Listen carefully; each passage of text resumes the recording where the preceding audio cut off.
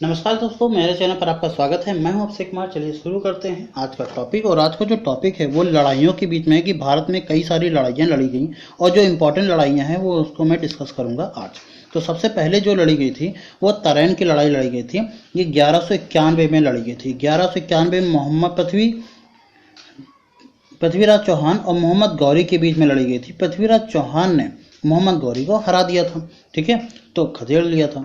कोई बात नहीं, मोहम्मद गौरी वापस आए 1192 में। तराइन की दूसरी लड़ाई लड़ी उन्होंने और फिर मोहम्मद गौरी और पृथ्वीराज चौहान के बीच में हुई। इस बार मोहम्मद गौरी ने पृथ्वीराज चौहान को खदेड़ लिया, यानी कि इनको हरा दिया था, ठीक है। तो आपको इतना याद रखना है कि पहली लड़ाई तराइन में पृथ्वीराज चौहान विजेता थे, दूसरे वाले में मोहम्मद गौरी विजेता थे। आपको ये याद रखना है। इसके बाद पानीपत की पहली लड़ाई शुरू हुई 1556 में। 1556 में लड़ाई हुई, बाबर और इब्राहिम लोदी ने पराजित कर दिया। बाबर और इब्राहिम लोदी के बीच में हुई और इस बार बाबर ने इब्राहिम लोदी को पराजित कर दिया।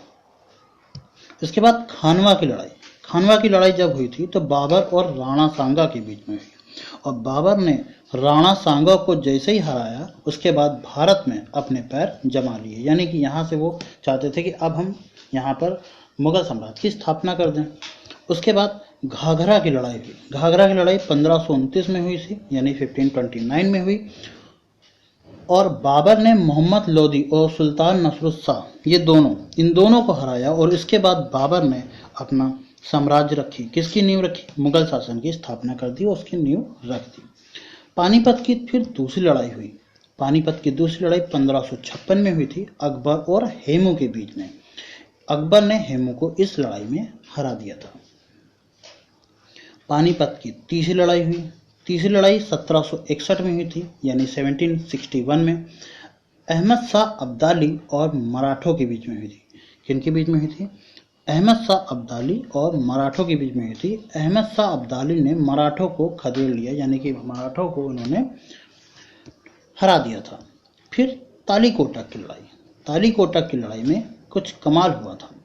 दक्षिण के जितने भी सुल्तान थे वो सभी के सभी विजयनगर पहुंचे और विजयनगर की जितनी भी गौरवशाली सेना थी उनको पराजित कर दिया, ठीक है। तो दक्षिण के सुल्तानों ने विजयनगर की सेना को पराजित कर दिया और उस पर अपना कब्जा जमा लिया। अच्छा, विजयनगर की स्थापना किसने की थी?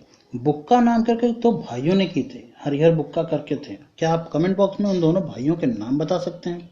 क्लियर? आगे देखते हैं। फिर आया था हल्दी घाटी की लड़ाई।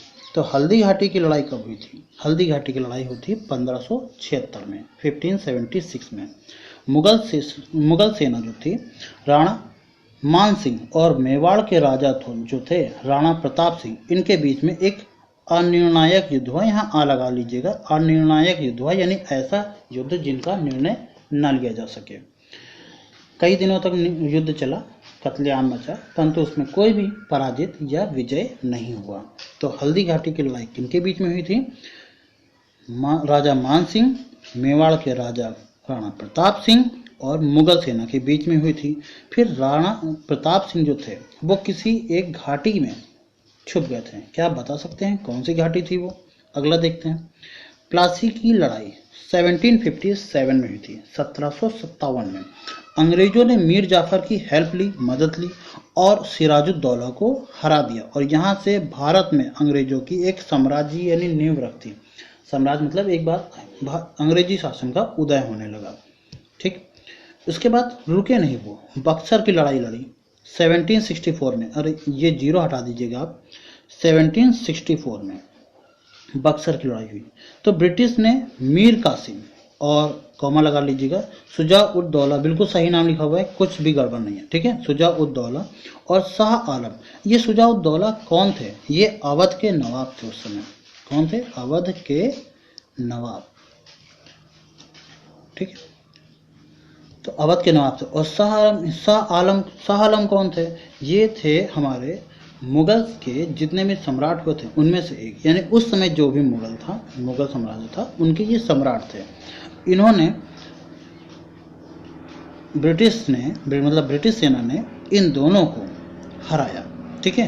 द्वितीय गलत लिखा हुआ, द्वितीय सही कर लीजिएगा। इन ब्रिटिश सेना ने इन दोनों को हराया। फिर आया समूहगढ़ की लड़ाई जो कि 1658 में हुई थी। औरंगजेब और दारा सिकोहा के बीच में हुई। इस बार औरंगजेब ने दारा सिकोहा को हरा दिया। अगली लड़ाई लड़ी गई थी 1739 यानी कि 1739 में नादिर शाह और मुगल बादशाह मोहम्मद शाह के बीच में। तो नादिर शाह ने मोहम्मद शाह को हरा दिया था। तो करनाल की लड़ाई में कौन जीता था? नादिर शाह जीते थे। नादिर शाह ने मुगल बादशाह मोहम्मद शाह को हरा दिया था। तो ये कुछ बेसिक लड़ाइयाँ थी जो एग्जाम में पूछी जाती हैं। एसएससी, एनटीपीसी, रेलवे, पुलिस, बहुत सारे ऐसे एग्जाम होते हैं जिनमें ये जीके के पर्पस में पूछा जाता है। तो आज के लिए इतना ही। Thank you very much. और हाँ, आप लोग सब्सक्राइब नहीं कर रहे, क्यों? मेरे सर्वे में 82% लोग ऐसे हैं जो कि सब्सक्राइब नहीं करते, अनसब्सक्राइब हैं, पर वो वीडियो देखते हैं। तो भैया क्या गलती है? आप प्लीज़ सब्सक्राइब कीजिए, बेल आइकन को प्रेस कीजिए ताकि आपको सारी की सारी नोटिफिकेशन मिलती रहे। तो केबी नॉलेज बूस्टर को सब्सक्राइब जरूर कीजिएगा। थैंक यू और मिलते हैं नेक्स्ट वीडियो में। तब तक के लिए धन्यवाद। जय हिंद।